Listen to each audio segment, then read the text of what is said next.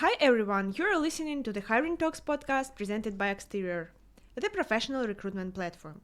Here we talk about hiring, HR management, and everything related with outstanding leaders from different industries. We're Anna and Sofia, and today our guest is Sasha, a successful recruiter in an international IT company. Sasha, hi. Hi, happy to see you today. As usual, we will leave Sasha's LinkedIn in the podcast description. Our topic today is devoted to the International Women's Day and different related biases in the workplace. Girls, what is your general attitude towards this day?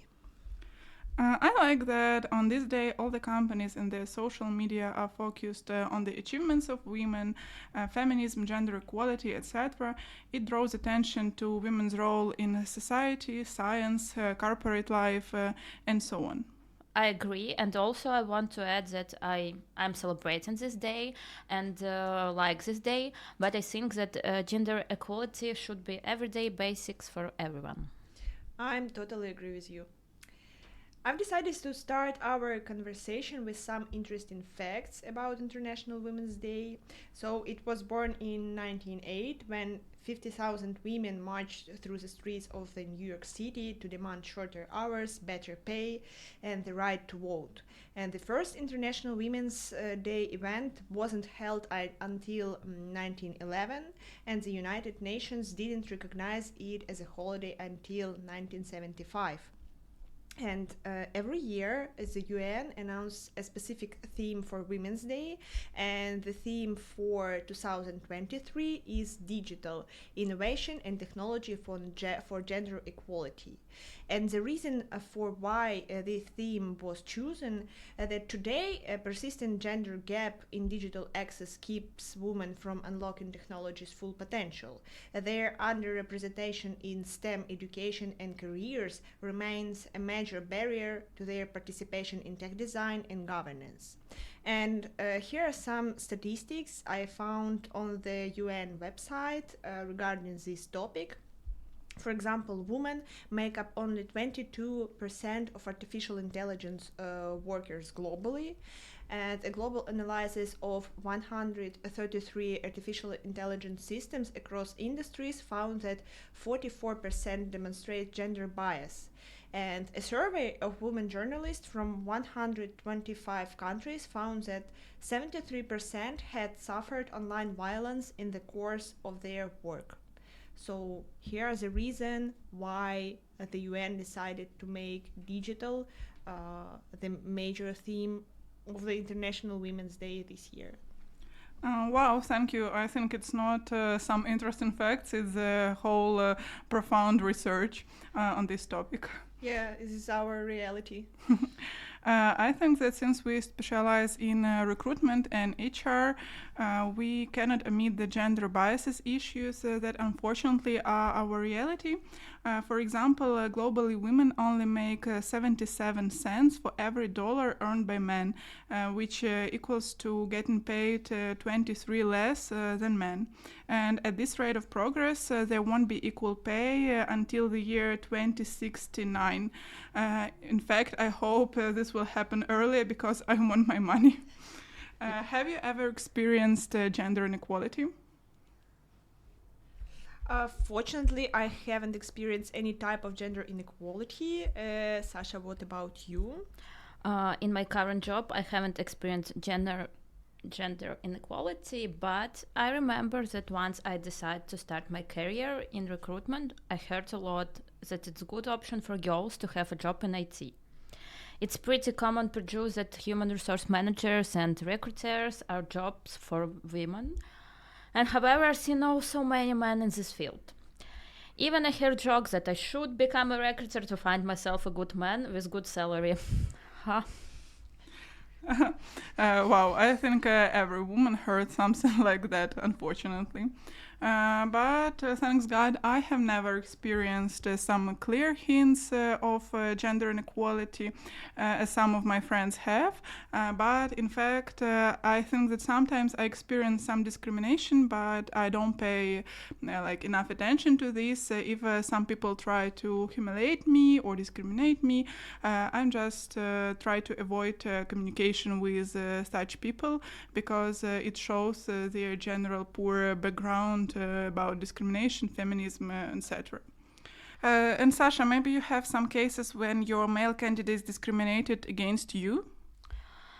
Lucky am I, but for this moment I haven't experienced a lot of discrimination from candidates, but some candidates tried to flirt to me. And I just remember that it were several situations when candidates refused to answer for my question with point of that I'm just a recruiter at all, and they prefer to speak with hiring managers. Oh my god, I hope there are few such candidates compared to more polite ones.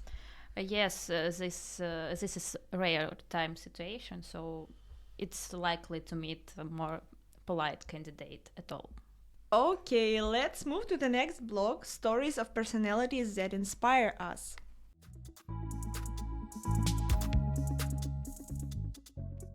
So girls, do you have any women in business or in your industry or in your life that inspire you? Honestly, I cannot say that someone in my business or industry inspired me, but I have a cute story.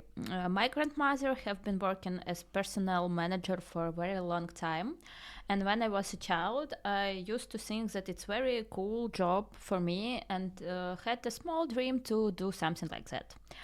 For sure, I forgot about it, and once I started my career in recruitment, my grandma reminded me about this dream, and I recognize that my child wish has become real. So I think my grandma inspired me a long time ago. Whoa, that's a really cute story. My opinion is very similar to Sasha's because I think that the most inspirational stories happen with our friends, colleagues, and relatives in their everyday lives. Yeah, I agree, but I have an example of a famous representative of the industry that really inspired me. It is Lina Neer. We've met when she was the Chief Human Resource Officer of Unilever, but now she is a global CEO of Chanel. It's really cool, and we've met when I was a participant of marketing competition in London, and this woman is so inspiring. She shares her insights in her LinkedIn and her thoughts on feminism and discrimination, and I hope that every woman tries to do her best to achieve results in her career and her work as Lina does. And the second example I would like to share for me is Elizabeth II. I opened this personality for me when I watched Netflix series The Crown.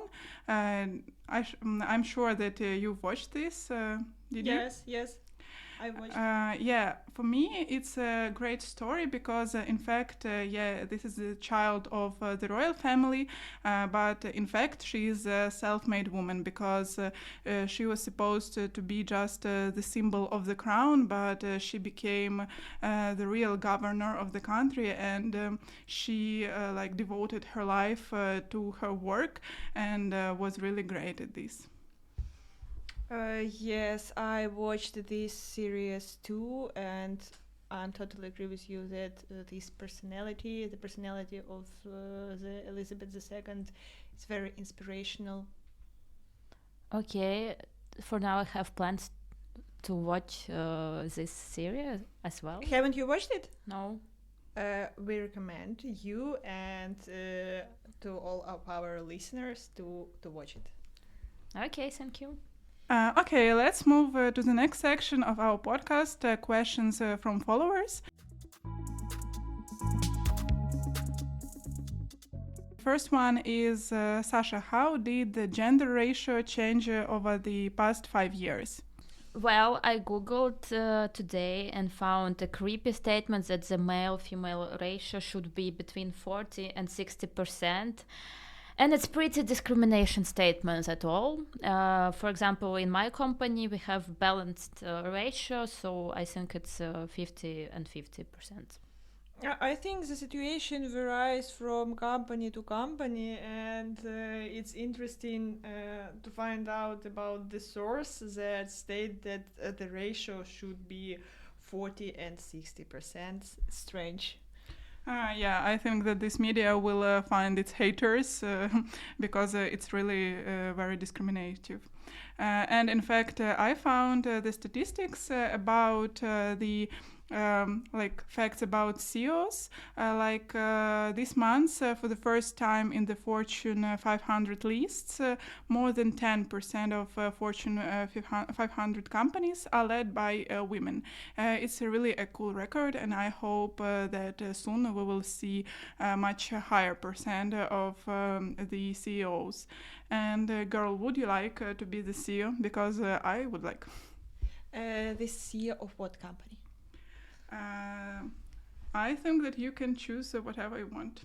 No, I ask about yourself.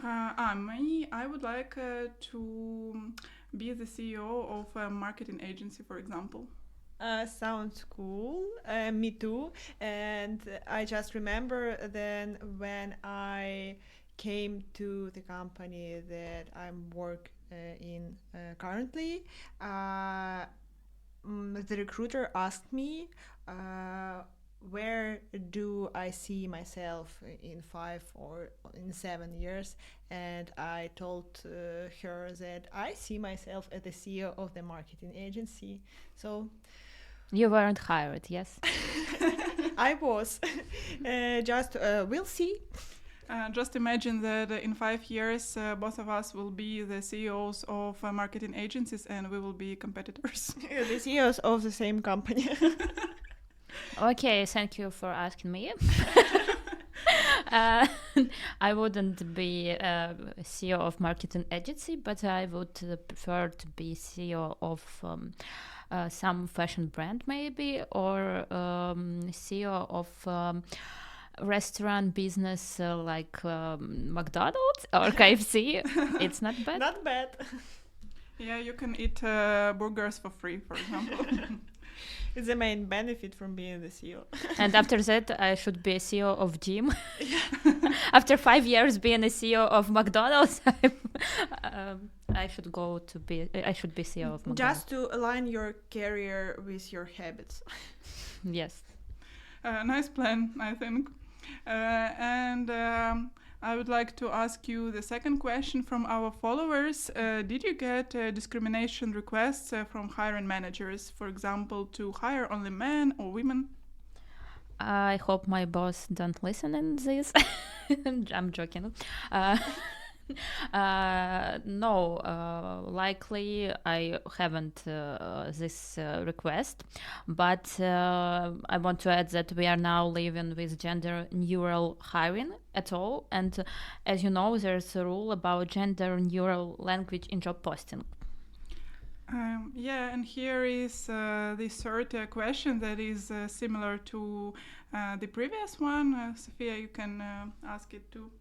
Okay, so Sasha, what is the impact of gender neutral language on reducing gender biases in job postings?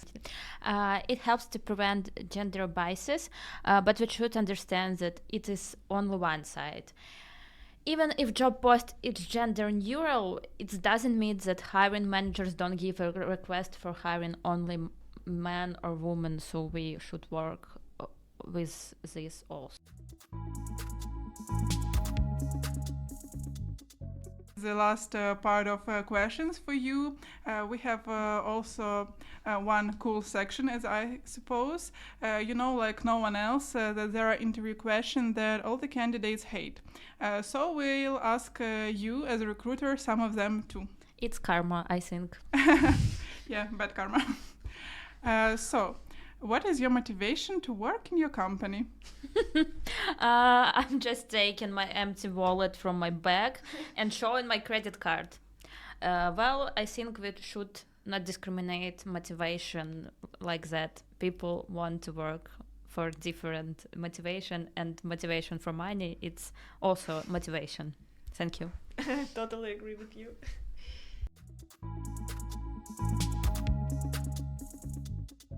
Sasha, thank you for your time, and we wish you great time to hire and positive hiring experience. And as Axterior states, source smarter and hire faster. Thank you for inviting me. It was such a pleasure conversation, and I wish everyone not to meet with discrimination, gender, money discrimination. No discrimination at all. Yeah, great wish. And to all our listeners, don't forget to like this podcast and set the notification to be the first to listen to the next episodes. Bye. Bye. Thank you. Bye.